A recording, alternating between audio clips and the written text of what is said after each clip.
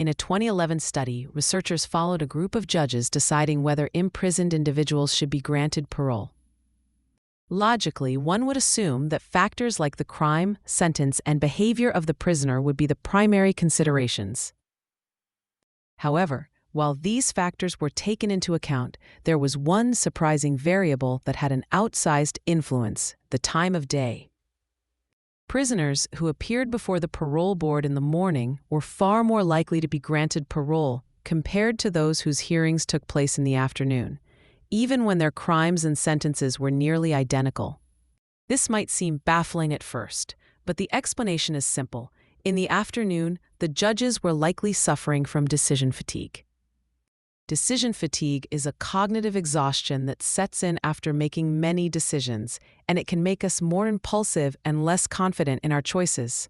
While the impact of decision fatigue in high-stakes situations, like parole hearings, is clear, it can affect our daily lives as well.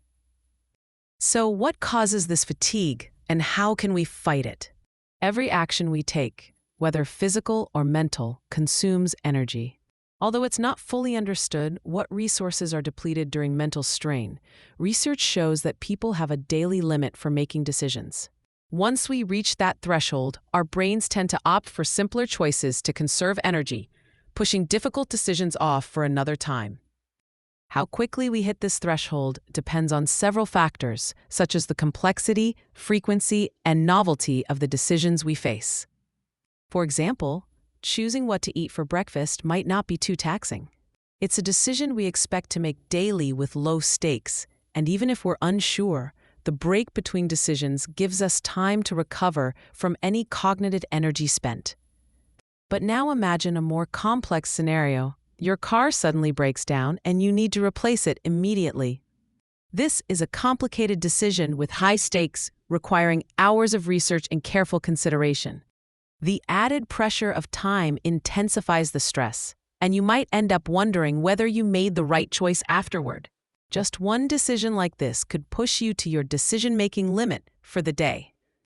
For people in professions where high-stakes decisions are constant, such as judges or doctors, the effects of decision fatigue can be far more dangerous.